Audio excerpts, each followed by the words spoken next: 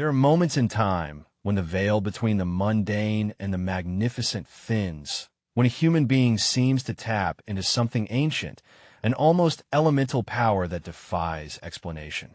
It's not merely skill nor practice, but a force that awakens, transforming the ordinary into the legendary. For years, the world watched a quartet of titans dominate the hallowed courts of tennis, their rivalry etched into history as an almost insurmountable barrier. Yet, from the periphery emerged a figure, Stan Wawrinka, whose career trajectory felt less like a steady ascent and more like the sporadic eruption of a dormant volcano. He wasn't born into immediate stardom. His story was a slow burn, an almost reluctant unfolding of power that only truly manifested when the stakes were at their absolute highest. It was as if destiny itself had chosen a particular vessel, not to reign supreme week after week, but to manifest greatness precisely when the myths demanded a new hero, a late bloomer whose finest wine was fermented only under the most intense pressure, making his very presence in those final acts feel almost preordained, an odd detail in an era of consistent champions. The Australian Open of 2014 was where the first whisper of this legend began to truly echo.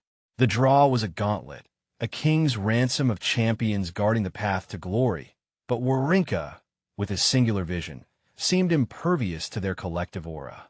He moved through the rounds, each victory a quiet assertion, until he stood before Novak Djokovic, the defending champion and seemingly invincible force, in a quarterfinal that stretched beyond 5 hours, beyond human endurance, a brutal ballet of power and will. Wawrinka emerged victorious, having battled not just a formidable opponent, but the very narrative of inevitability that surrounded him.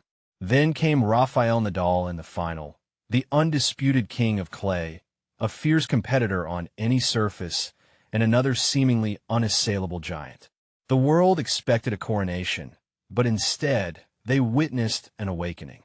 Wawrinka's game ascended to a realm few had ever touched, his strikes imbued with a primal fury, his iconic one-handed backhand a blazing sword cutting through all resistance, as if a long-sleeping warrior spirit had finally donned its armor, shattering the existing hierarchy with a fearless mindset that left observers stunned and exhilarated. This emergent force wasn't just a transient burst of form. It was a revelation, a signature etched in the annals of athletic prowess. The power behind his ground strokes was not merely strength. It was an explosive release, a channeled energy that seemed to originate from deeper than his muscles, from the very core of the earth itself, vibrating with a raw, untamed force. His one-handed backhand, often considered a stylistic flourish in an era of two-handed practicality, became his mythical weapon, a golden blade against the shields of modern defense, capable of bending time and space to find impossible angles and crushing winners.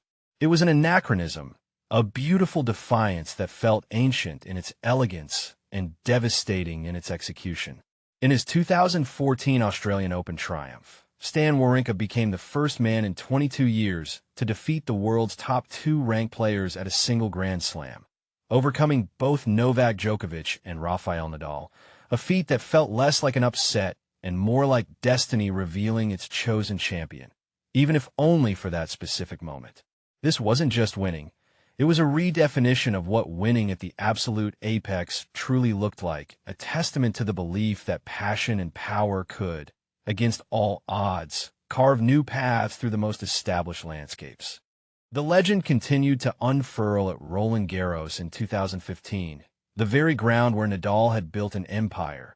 It was here that Wawrinka delivered perhaps his most breathtaking performance, solidifying his status not as an occasional disruptor, but as a genuine contender to any crown. Djokovic, seeking to complete his own career Grand Slam, stood across the net in the final, a man consumed by ambition, seemingly invincible on every surface but this one, yet Wawrinka played with a transcendent freedom. His backhand carved lines into the clay that seemed physically impossible, each stroke echoing with the resonance of a gong struck in defiance. The ball exploded off his racket, propelled by a force that suggested an almost supernatural connection to the moment, a cosmic alignment where every swing found its perfect rhythm and devastating trajectory. The pressure was immense, the stakes astronomical, but Wawrinka moved with the certainty of an ancient prophet, his eyes fixed on a victory only he could see, his inner calm a fortress unbreachable by the swirling expectations of the world, culminating in a dramatic, almost otherworldly display of tennis that left even Djokovic marveling at the sheer intensity of his opponent's power. This consistent ability to elevate his game when it mattered most wasn't merely a coincidence. It was a defining characteristic, an integral part of the Wawrinka myth. His mental fortitude in these critical encounters seemed to operate on a different plane, as if the usual anxieties and doubts that plague even the greatest athletes simply dissolved when the major trophies were on the line.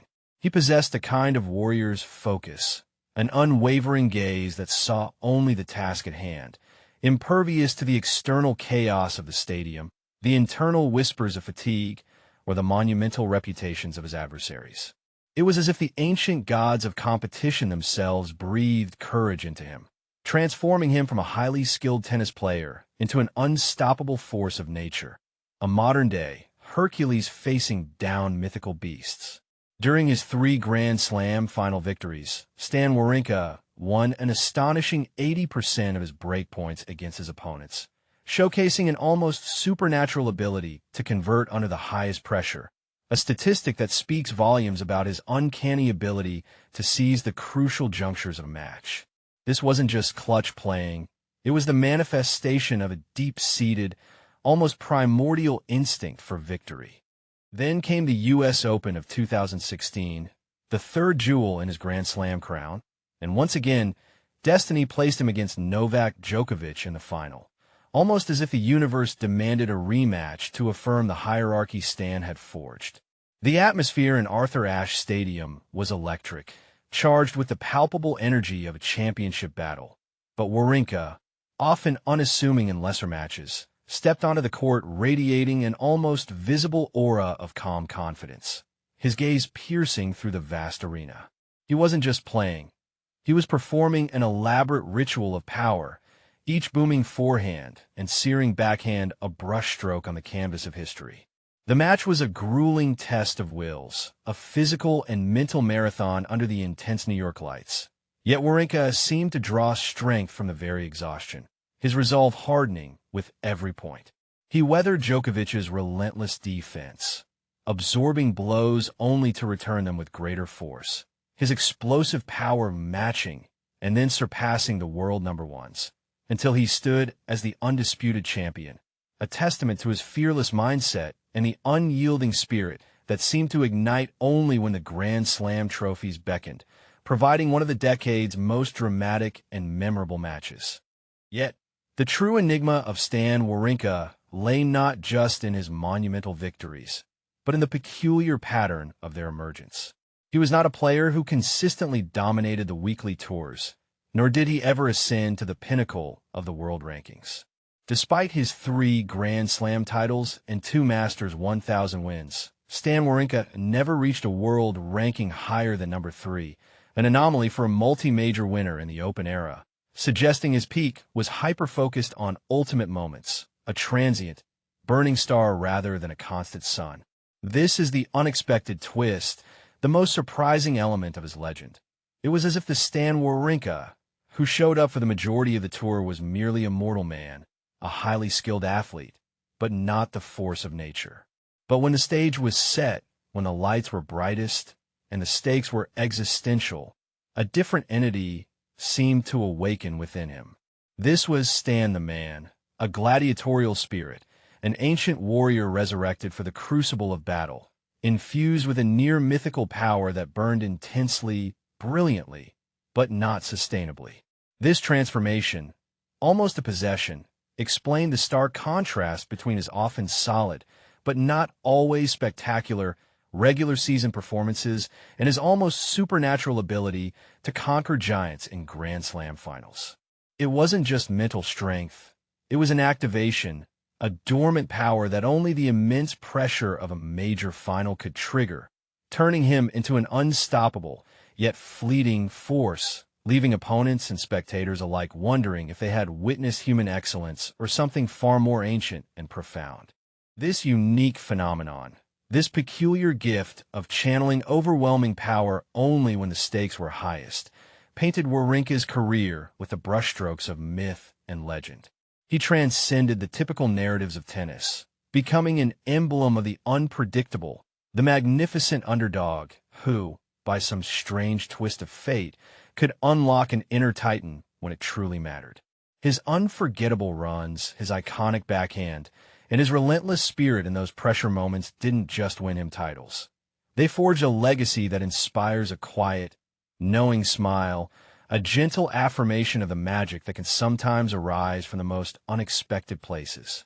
It's a reminder that true greatness isn't always about consistency, but about the profound impact of those singular, explosive moments when a human spirit, for a fleeting time, becomes something more.